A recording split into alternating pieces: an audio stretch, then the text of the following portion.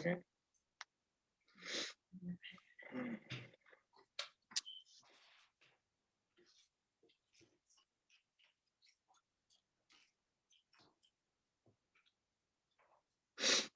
All right. Wait, notification. Okay, great. And we are live. All right. I want to thank everyone for tuning in to a very special edition of Off the Record on the People's Podcast this evening. We have an incredible guest with us, Brother Nuri Muhammad, one who I'm very humbled and honored would take time out of his busy schedule to come give us some information as well as some inspiration. Assalamu alaikum, sir. Walaikum salam. This means so much to us, the viewing audience, and myself and my family. The first thing we want to know is, sir, when did you first hear the teachings of the Most Honorable Elijah Muhammad? I heard the first teachings of the Honorable Elijah Muhammad at the Olympic Auditorium in Los Angeles, California. And this was in I think it was 59, 60. And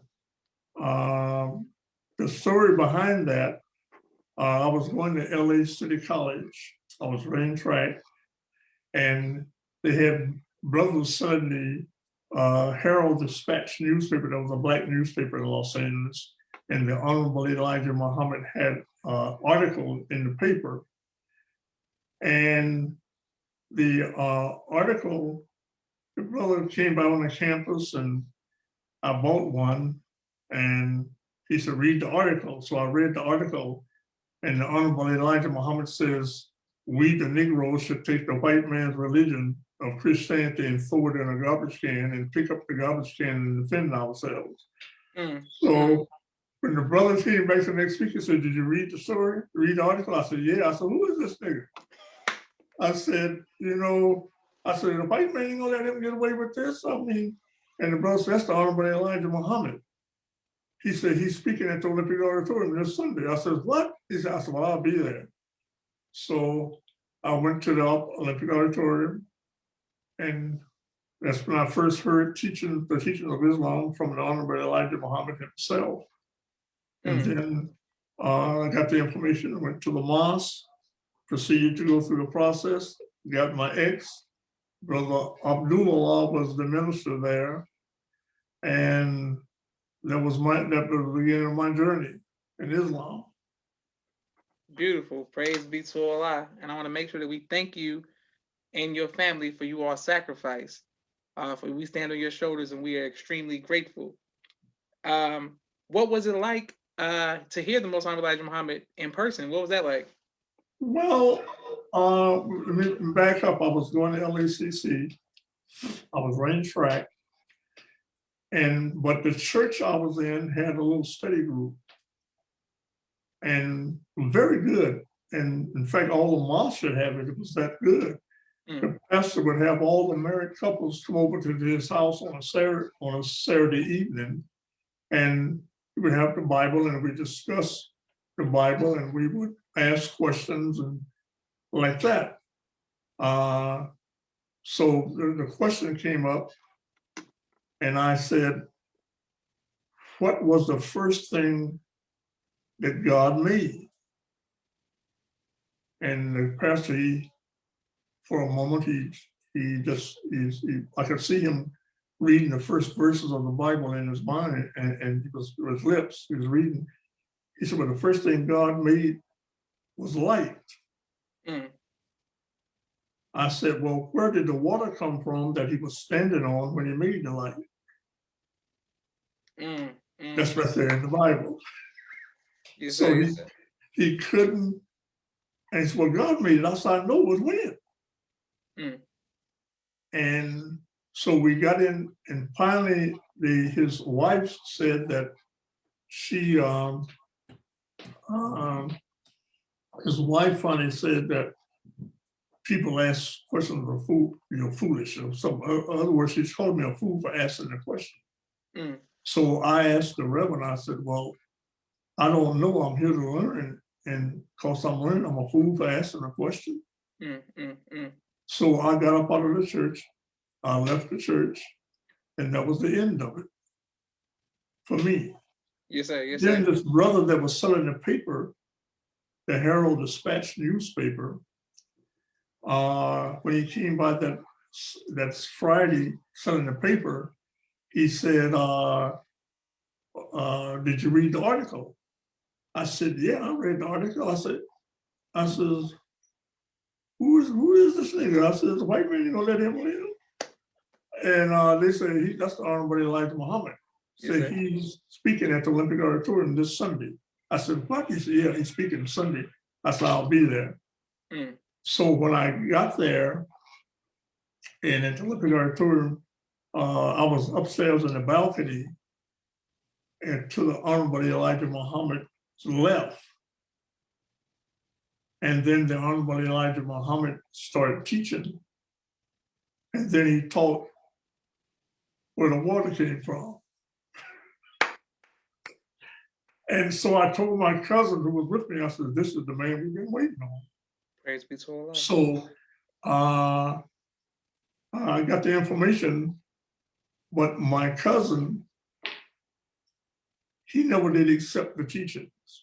He's dead now, he went on. So I accepted the teachings, fell in the ranks, and Brother Abdullah was the most profound man I've ever heard teach. Nobody could teach like him. And Brother Abdullah was such a brilliant man. He was just a wonderful, wonderful person. And Allah placed me, for whatever reason, placed me with him, under him, at Mosque 27. And so he was my tutor. And when I would walk with him, go with him, he would go in bookstores and buy books. And I was fortunate to be with him because whatever book he bought, I bought. Yes, sir. So I said, if you reading it, I'm gonna buy it too. And so consequently, I have a library, and a lot of the things, the books that I bought was because of him. And he was the most brilliant man I'd ever met. And I didn't know at the time that I knew he was brilliant, certainly brilliant to me, because I was a brother who didn't graduate, didn't finish high school. And then Brother Abdullah, when I studied his history, when he was born, I think he was in Howard University at 15 or 16 years old. Yes, sir. Yes, sir. I mean, the brother was brilliant, and he took me under his wings, and he never was a boastful brother. He was always humble, and everybody thought that I was his flunky. But I was there to suck up, I'm his brother, but I was here to suck up all the wisdom that he had to share, and he was willing to share everything with everybody. He didn't want to hold anything back, and he didn't. You ask him a question, he'll give you a straight answer. But many people didn't like him because he was abrupt. You do something, he would correct you right on, boom, boom, just like that, and keep on pushing. He didn't think nothing of it. And that bothered a lot of brothers who didn't want to be around him, but it didn't bother me. So this was the most brilliant brother that I'd ever met in my life. And then Allah put us together,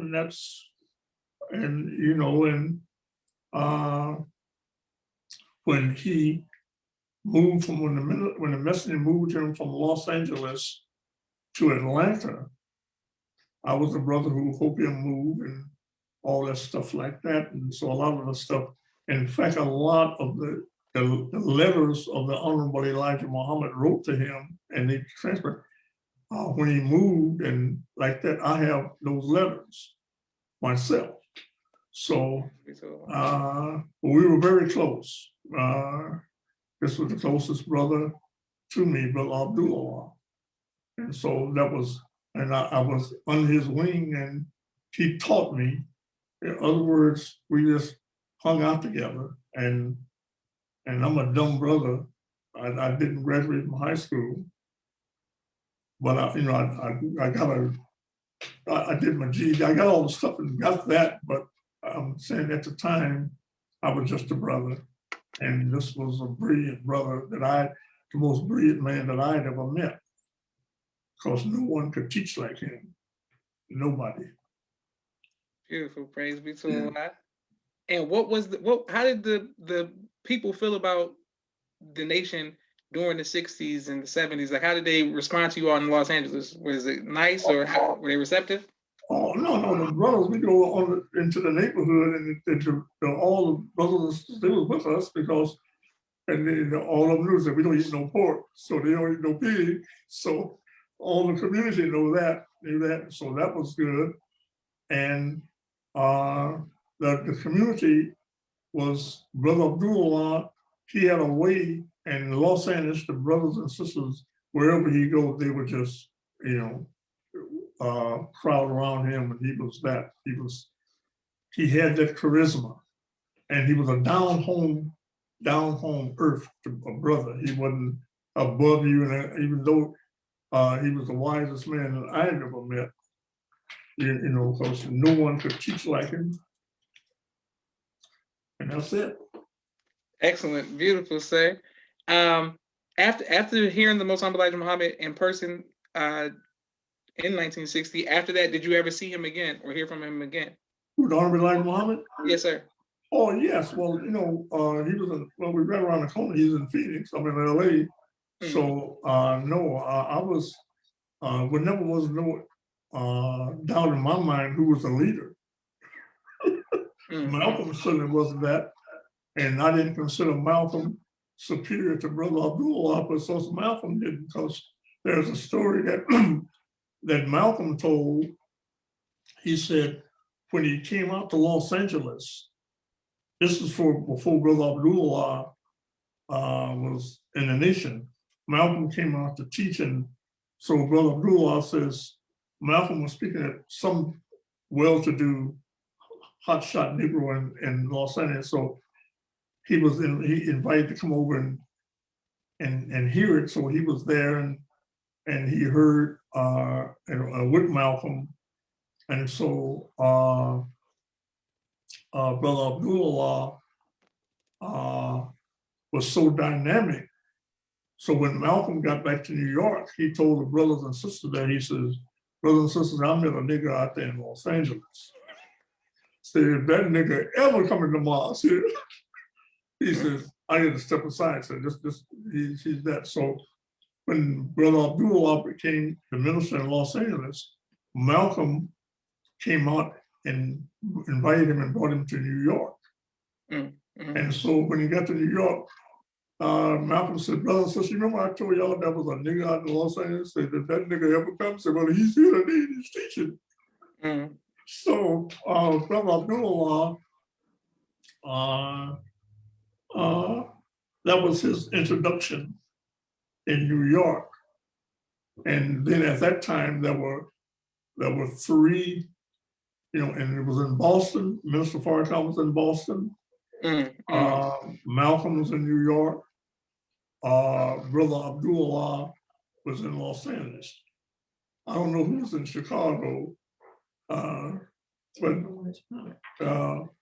so there wasn't no big minister in Chicago. The only person that was the messenger. So, and Malcolm brought Brother Abdullah up to New York, and he taught. And then the other thing, what put Los Angeles Mosque 27 as the academy, all the nation had to fall in line behind. Yes, sir. With Brother Abdullah. Mm. And we were Message to the Black Man. When Message to the Black Man came out, Brother Abdullah, every mosque had a quarter of Muhammad speaking, Message to the Black Man books. So Brother Abdullah told everybody at Mosque 27 that we had to sell the books, Message to the Black Man. And every believer, brother and sister in the Mosque 27 had to sell a case. You just get a few books. Everybody had to sell a case. and you had to get cash money. Mm. And so, so anyway, that's the burden that Brother Abdullah put on Mosque 27. And what we did, we went out and we sold more Message of the Black Man than anybody else. We were leading the nation. And by us leading the nation, selling the Message to the Black Man, that catapulted Brother Abdullah at the top of the nation. Couldn't nobody catch us. Couldn't nobody touch us. We were, then as you know, wherever you are, you're sitting, Mosque 27 became the academy. Everybody knew that 27 was it. Yes, sir. Yes, sir. And so, and that was Brother Abdullah who made that happen, and Brother Captain Edward, the captain here. And so, and I was like Brother Abdullah's right hand. I was at his side all the time, and I didn't know at the time that he when he graduated, I think he graduated from high school at 14 or 15 years old. And then he, after he graduated, he was just a brilliant man, and he loved the messenger. And so that is the beauty of that. And I was there to share in all of that with Brother Abdullah. And people didn't like him because Brother Abdullah didn't take no mess. Yes, sir. Yes, sir. Yeah. Beautiful. So, yes. So Praise that's part. I can, you can ask another question. I can go on or whatever. Okay. Yes, sir. Yes, sir. I just want to show people sending you the greetings in the comments. My sister Miriam, Brother Captain Wali out of Chicago. Thank you all. Everybody who's liking, sharing, and subscribing. Thank you all for showing love to Brother Nuri. My next question is, what has been your greatest trial in your tenure in the nation, and how have you overcome that trial? Well, I can't say because the police came to the mosque, shot me. I went to jail. I stayed in jail for a year. The mosque at that time, they didn't take care of my family, my wife, and my children. That hurt my wife a lot because, and for whatever reason, they didn't do it. The brothers and sisters, and the captain, who was Captain Edward, he didn't do it. No one took care of my family. But that it made my wife bitter because she felt that she should have got help. But she struggled while I was in jail. And the mosque didn't help her at all. And that was something that in the future, and it's going to happen again. Don't think that the devil ain't going to come at us again. He's coming. Yes, sir. Yes, sir. Now, brothers like you will have to sit up to what do you call it? You will have to sit up the process to contention, say when this happened. Don't say if it, no, when it happens, you will have to already sit up the workings that will make the brothers and sisters, the wives, the brothers who are going to suffer, who go to jail or get killed. How are you going to take care of their families? They don't have anybody. We don't have no government to go to. And my wife didn't have anybody to go to. No one. So that's the thing that I look at. What's in the future? The minister is teaching us, and you got a lot of brothers, and we're in charge of a nation. And we, we're on cloud nine, but the nation is at the threshold of going over the cliff. If we don't see the danger, if we're that blind and don't see what the devil has planned for us, then we're in bad shape. He don't love us. Yes, sir. Yes, sir. And so the brothers and sisters will have to come, and programs will have to be set up within the nation. Brothers like yourself is going to have to push for contingencies. You got to think ahead. You got to be out front and say, what if? What if?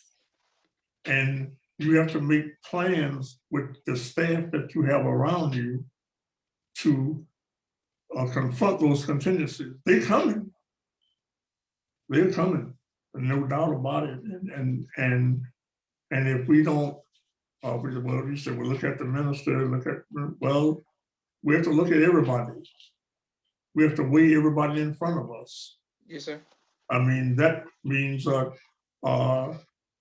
people in front of us, you are weighing the minister. Yes, sir. Excellent. Yeah, so go ahead. Yes, I wanted to ask you about you. So you got shot by the police during, were you at the mosque? Were you at home? Were you selling the final call? What happened? No. This was the thing, you got to do some studying yourself. Yes, sir. Yes, sir. No. First of all, what you got to do is go and find out April the 27th, 1962, when the police attacked the mosque. Then see, every brother and sister, you got to go and pull up that history yourself. Yes, sir. And yes, sir. read it for yourself and find out now, what do we do now to protect ourselves in the future? How are you going to set that up? You're a brother, you calling me. I mean, how are you going to personally take this thing and say, hey, we got to move on something. We got this stuff that we must do to protect the nation, protect ourselves, the mosque, the sisters, the brothers. What provisions do we have to protect, feed, house?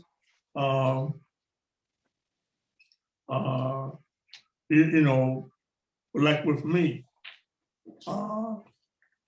when I went to jail, the brothers didn't come to my wife and give her anything. The only way she saved the house that we had was her family and friend. They took care of her. The mosque didn't do a damn thing.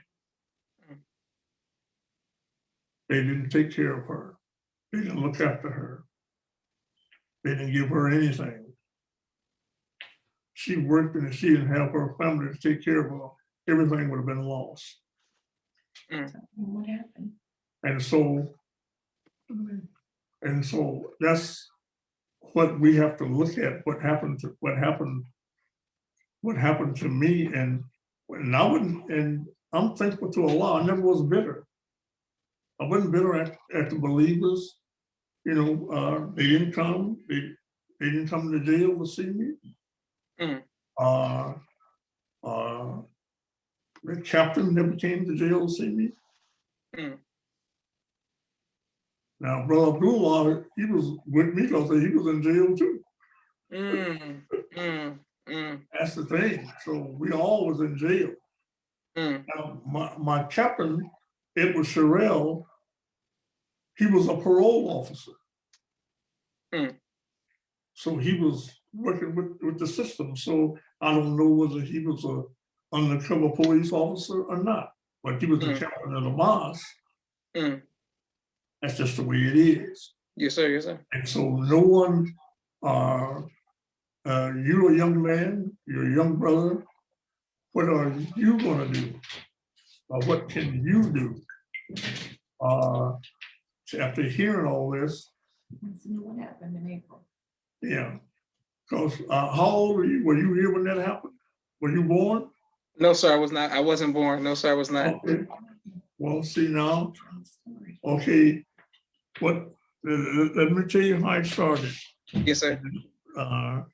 We were at the mosque Friday night. It was a Friday night. We were at the mosque. And that was a big thing at that time with Mayor Yordi, all of the white officials, all of them.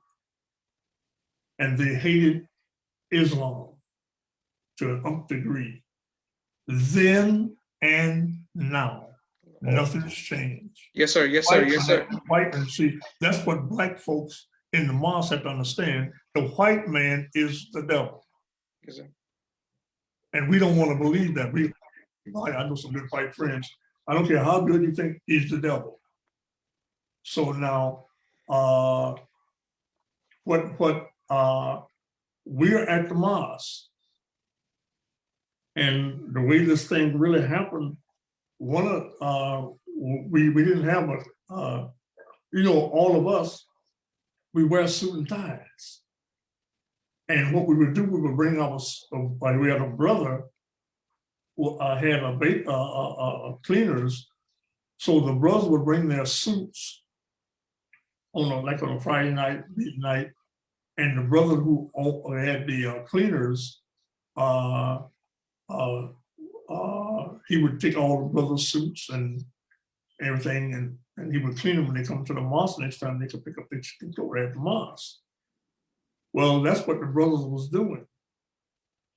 And the police drove up on them and said they were stealing clothes. That was their excuse.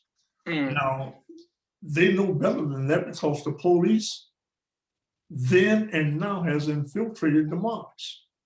They know all the stuff we're doing. Police. Yes, sir. Yes, sir. Yes, You sir. got a brother who looked just like you, just like me, in the mosque, who is a police officer. That's the reality of it.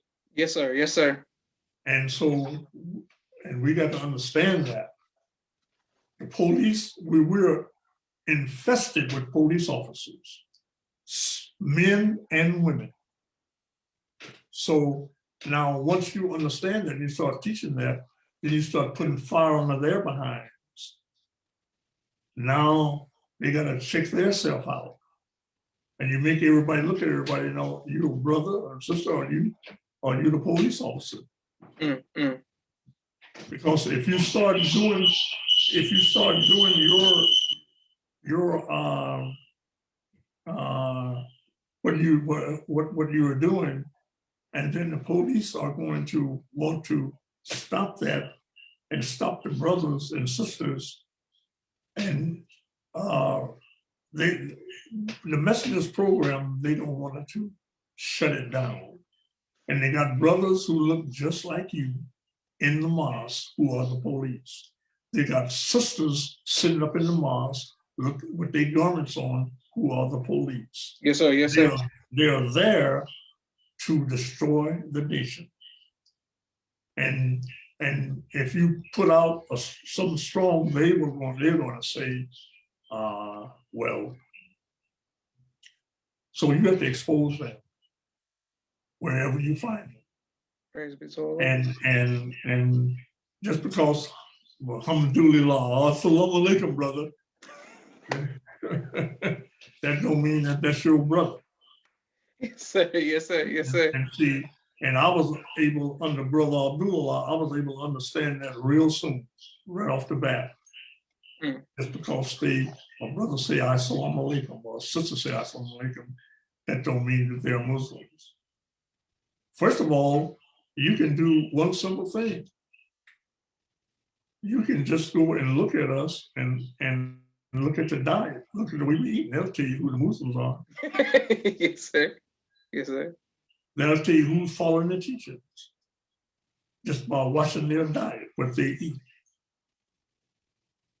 And if you say something to them, then you watch, just make sure you're going to get a nigger response. Because, yes, and so the sisters are really the ones that are going to lead the way. They're strong. And once we find out that in reality, who the sister is, see, brothers in the mosque don't know who the sisters are, who the woman is.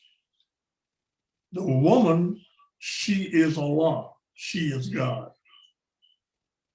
All human life that exists on this earth comes out of her womb. Now, you name me a God or name me anything that's here that didn't come out of her womb, then you should go worship that, because out of her womb comes everything that exists. And the devil knows that about the black woman. So he look at what she's producing, and he makes plans to destroy it right away. And so and watch what you and you know, we have to be careful, because the sisters are just like us. Hey, you see a sister, and if you ain't careful, you look up, you'll be in the bed with her. Same way with a sister, same thing. She give you the eye, and you say, yeah. and sometimes they can't be friendly because you would take that wrong. So the sisters got to be protected from everybody. And then the children, our sons and daughters. And we got to set up schools to train and teach them, our sons and daughters. Finish telling them what happened. And so now, like that night that all this happened, April 27th, some brothers was taking clothes, putting clothes in his car, because we had the cleaners there. Yes, sir. So he take everybody's clothes, put them in the trunk of his car, give them the receipts and everything, and then they come back to the mosque, the next meeting, and they can pick up their garments. So the police said they were stealing, because that's what devils do. They said they thought they were robbing and stealing some clothes. In other words, robbing and stealing some clothes in the trunk of their car. And so when they came out, I was out there, and then the police was starting beating the brother who was putting clothes in his car. So I ran up and grabbed the police officer. We started fighting, and then a Negro who was go around and check doors. He got a license. He's a Negro, that kind of Negro cop. Yes, sir. Well, when he was watching all this, and when the police started beating the brother, I ran up to them and we started fighting. Wow. And then the Negro shot me. And then that's when the shooting started. Police, then they boom, boom, boom, boom. Then Ronald T was killed. And William 12X was paralyzed from the waist down. Robert was shot up. A lot of us were shot. And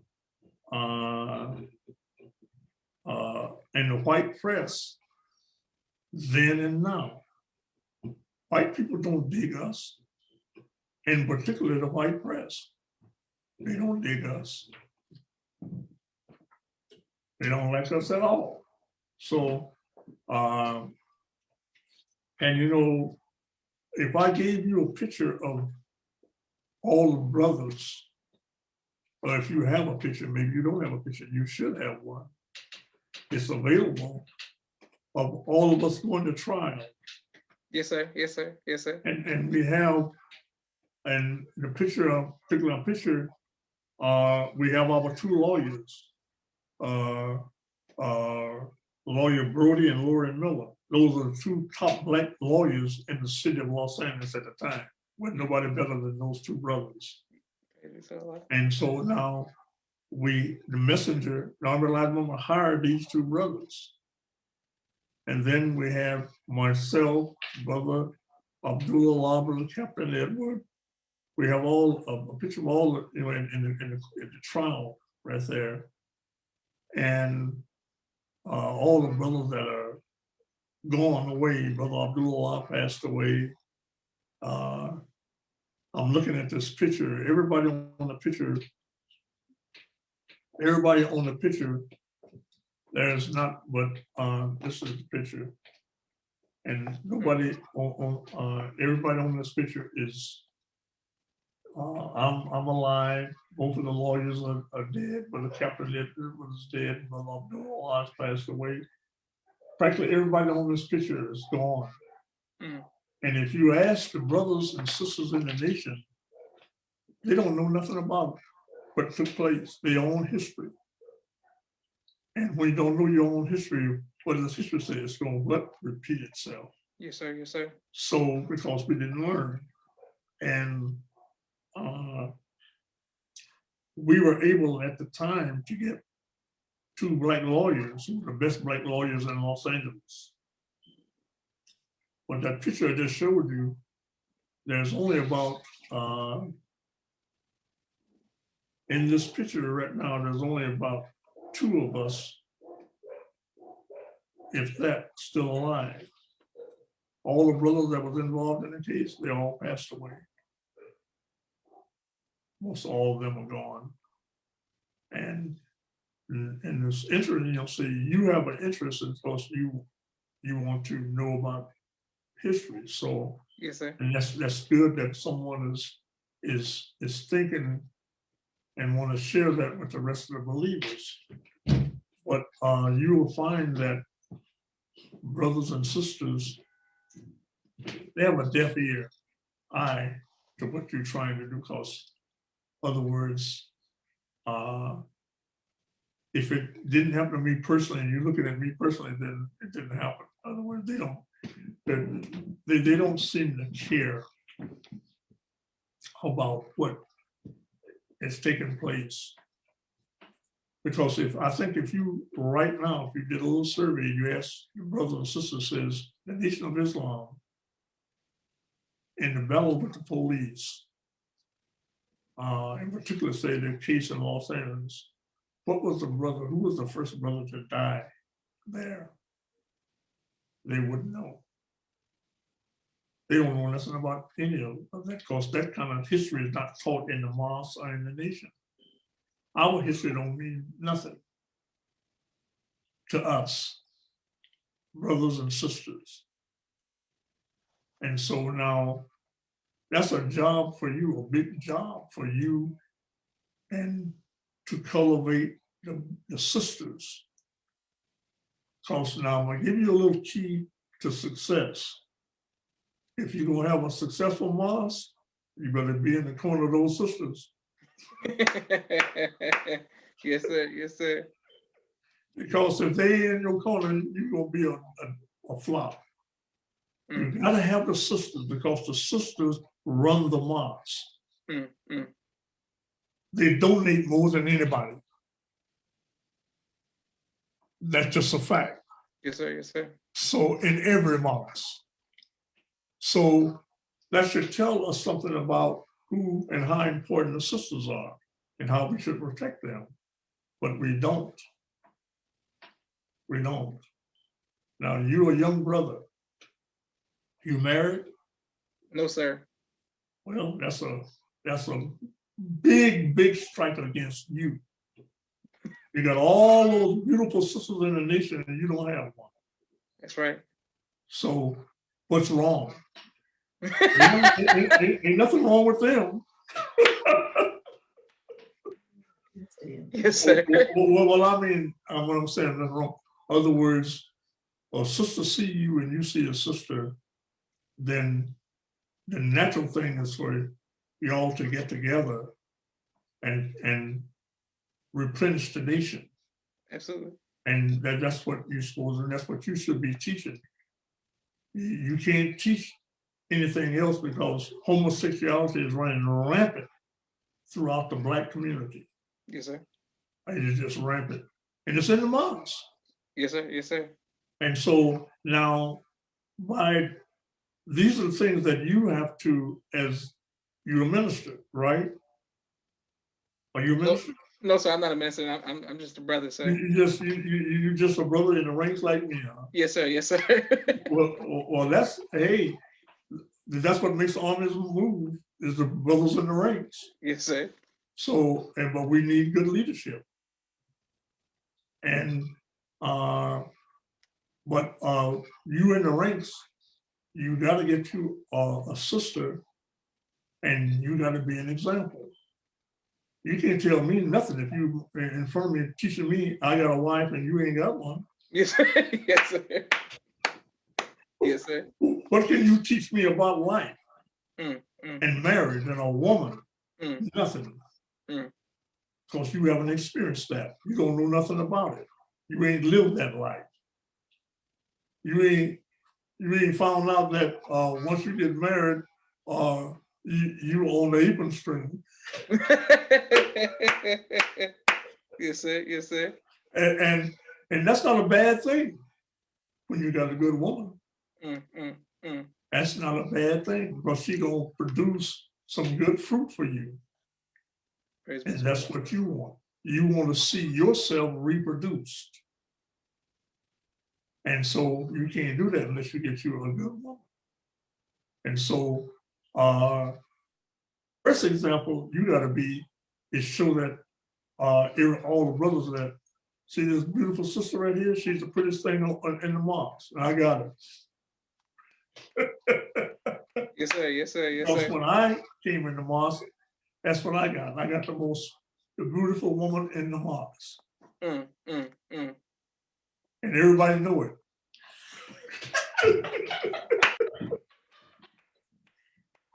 Beautiful. So, and they wondered, how did this nigga get her? That's what they wanted. They said, what did she see in this nigga? Now I know I'm tougher than him. But anyway, you get you a good wife, yes, sir. and start your family. Because you can't be complete unless you have a wife and a family. You can't. Without her, you're not complete. You're just floating around. And it ain't gonna mean. I mean, there's a lot of beautiful sisters out there. Yes, sir. Yes, sir. And but you gotta be careful how you choose. You gotta be very careful. And there's how should I look to choose? Like, what should I look for in a woman? You got a mama? Yes, sir. She good? Yes, she's all right. Okay, that's your example. Okay. Okay. Yes, sir.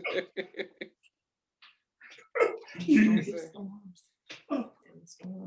Yeah, now you're gonna have storms come in your life. She may look at another dude. You may look at another woman. She may even go to bed with another man. Or you may go to bed with another woman. How do you handle that? Do you kill her? Or do you say, well, we work it out? How do you deal with it? So that's the thing that's going to be on your mind. How big a man are you? And see when then you study the teachings, and you may not know it. If a brother comes at your wife, what is the penalty for that? And are you willing to do it? But that's not going to stop until we stop it. Yes, sir. Yes, sir. So, in other words, all the women in the mosque, you got to look at my wife. You're going to break up my family? You're going to cause that kind of disruption? No, you need to be dead.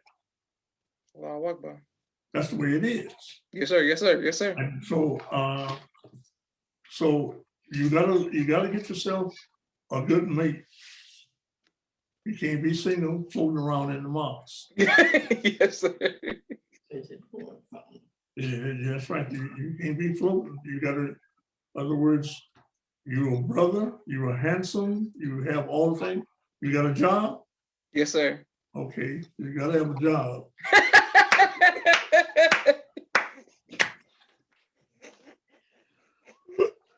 And when a brother come up and you and asking you information, the first thing you want to ask is, you got a job. Nobody Yes, looks sir. like you got no woman you ain't got no way to provide for.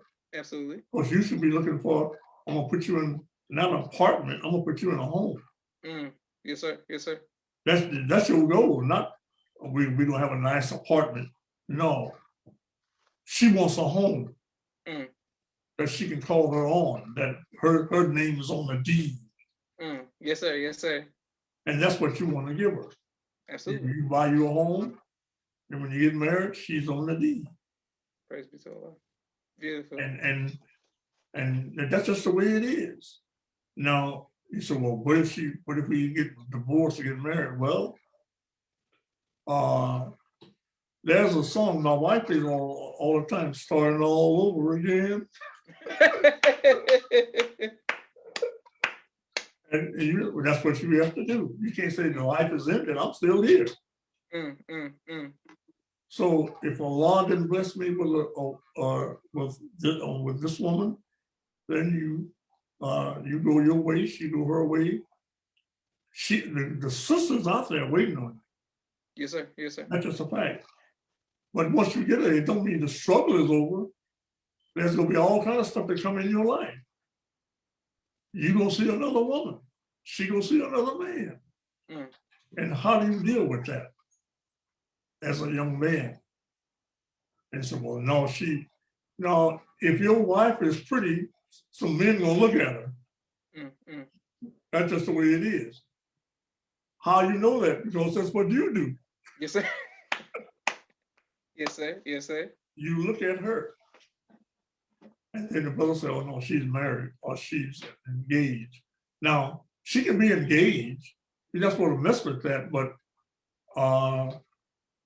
you have to let all the sisters know that you're available. But once you get married, you're not available anymore. Yes, sir. Yes, sir. So, and you got to be an example once you get married. Do you have any position in the mosque? No, sir, I don't. You're a brother.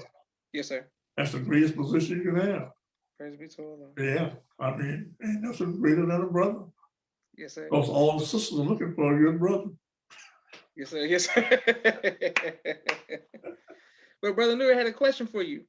Yes. What do you do for fun, sir? What I do for what? For fun. For fun. Well, if you ever come to my house, you're looking, and I got a back house, and I got a library back there, which I've spent thousands of dollars on. I love reading, I love history, I love studying. And I got that from a brother that I didn't know was a genius at the time, but we became friends and brothers and like that, and we've been that for lifelong since I've been in the nation, Brother Abdullah. And that's the wisest man that I've ever met. I mean, Excellent. nobody smarter. I mean, nobody could teach better than him. He was just that. I mean, he was. Let me give you a little thing about the nation. Yes, sir. That you may be interested in. In do you have Mr. the Black Man? Yes, sir, I do. Okay. Well, when the Messenger put off that book, he said that every brother in the nation had to take a case of them and sell them. The case. And so Brother Abdullah, he put it down so that every brother in the mosque had to buy his case of books and pay for them cash. But he had to pay for them cash. Now, I had to buy my case. So every brother at 27 had a case. So we went right on top of the chart for the nation. We were, and Brother Allah, when you bought them, you just can't buy them on myself. No, you got to pay for them in advance. So every brother and sister in the mosque had to get a case of books. 27 went to the top, couldn't nobody never catch us because we had bought them and the brothers and sisters had paid for them. And so this man, that was his plan. And he put it out there. And so we became the academy. Couldn't nobody catch us because Brother Lurie let everybody know that you gotta buy a case and you gotta pay for them in advance. So 27 went ahead of everybody in the nation. Couldn't nobody catch us. Because all the brothers and sisters had to buy a case. Yes, Pay sir. for them in advance. Yes, sir. And that put 27 as the on the hill. We were the shining star. And Brother Abdullah was the minister of that. So all the rest of the nation had to fall in line behind 27. 27 just became the mosque. It was it. Nobody could catch us. Minister Farrakhan was in Boston, they couldn't catch us. Chicago couldn't catch us. Couldn't nobody do what 27. That's why wherever you are, they'll say 27 is the academy. Because that was because of Brother Abdullah, what he put down, and what all of the brothers and sisters, he didn't take no excuses. I can't know. Here's the case. You gotta pay for them in advance. Now, when you gotta scrape up the money and pay for them in advance, and then he said, well, ain't no problem. You get your money back. All you gotta do is sell it. Yes, sir. Yes, sir. You get your money right back. All you gotta do is sell it. So yes, everybody went out, and they sold. You sold your case. And we had so much money, we put so much money, said nobody in the nation could catch us. Nobody could catch us. Beautiful. Oh, Boston, the minister was in Boston. Nobody could catch us. And when we were, and Brother Abdullah, couldn't nobody out teach him. You gotta, this brother is, well, once you study him, you know that he was a genius. Yes, sir. Yes, sir. Yeah. Praise be to Allah. So,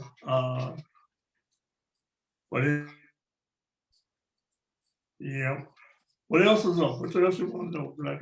Yes, sir. The name Nuri Muhammad, that's a very unique name for a Black man in the 60s out of Los Angeles. How did that name come about? I wouldn't know. You had to ask the minister. He called me to Chicago, said he had a name for me. When I got there, he said,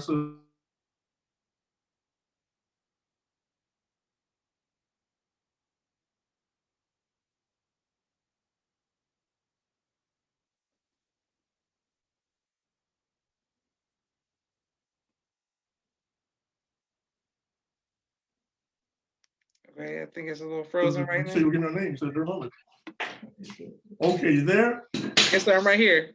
Okay, yeah, your internet connection was, yeah. Whatever, then we lost something there. So let's back up and get that. What was it? Yes, sir. So your name, how did you get the name Nuri Muhammad? Very simple. Brother Minister Farrakhan, he called me to Chicago. And when I went there and met him coming off the plane, when me and his staff, we went to the airport to pick him up, meet him. And I said, Brother Minister Farrakhan, you asked me, he said, Nuri Muhammad. Just like that. He already knew what I was asking him. He said, Nuri Muhammad. And said, it's Nuri is the light. So, and that was it. So a lot of people wanted Nuri, I guess. I don't know. But that's what the minister named me, Nuri Muhammad.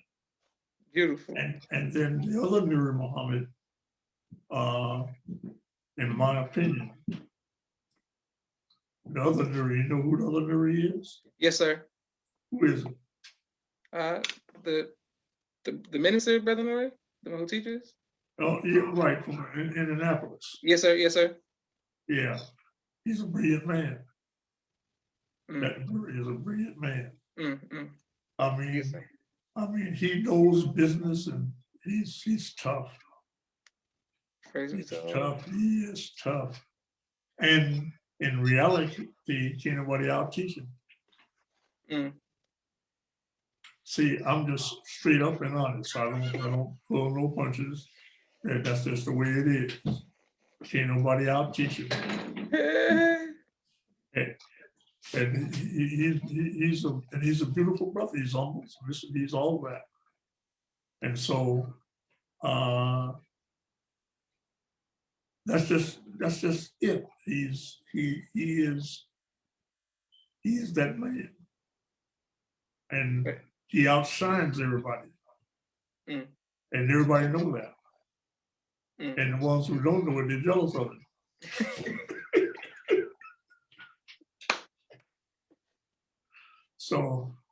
So yeah, that's a brother. I have a lot of respect for when you hear him teach. I mean, he can teach. Can't nobody beat him teaching. That's just the way it is. So Yes, people sir. they don't want to say that because they got personality. I'm just saying there ain't nobody in the nation that can out teach Brother Nuri. Okay, Brother Nuri, I have one more question for you, sir. But before I do, I want to make sure I give a special shout out to all of the people who are watching the People's Podcast. I have a quick 60-second commercial for all of the sponsors of this month's People's Podcast. I want to make sure that 1 second. Thank everybody who's watching and on YouTube. Please like, share, and subscribe so we can continue to get great content. If you'd like to be a sponsor or donor, please Cash App the People's Podcast. Street Premiere Media Production. My brother Rashad, 4K. He has a 4K camera and a drone. He does television and film editing. Thank you very much. My sister Miriam, ABC I Love Me, children's book and coloring book, both of which are on Amazon. Make sure you go out and get those. My sister Naima, she teaches virtually ballet to young girls all across the country. Stay on Point Dance Academy, LLC. We love our tiny dancers. Also, Nations Auto Sales, LLC, out of St. Louis, Missouri. He ships cars and trucks to people all around the country. The Engineers of Tomorrow, LLC. This is a STEM preschool out of Dallas, Texas. They do a great job of raising young gods and goddesses, whatever. NTS Car Bros. Any make, any model, any year. 30 to 50% off. Out of Los Angeles, California, they'll ship cars and trucks to you.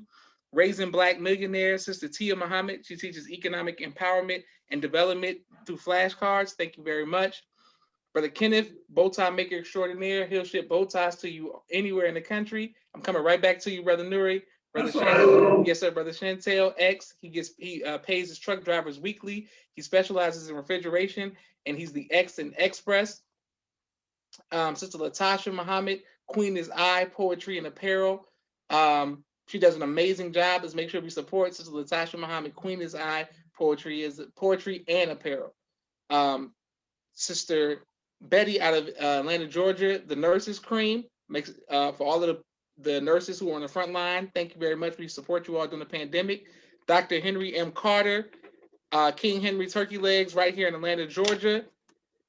Brother Rashad Muhammad, COVID-19 disinfecting cleaning services. My father's book, Abdul Sharif, A Soldier in the Movement of Christ, AbdulSharif.com.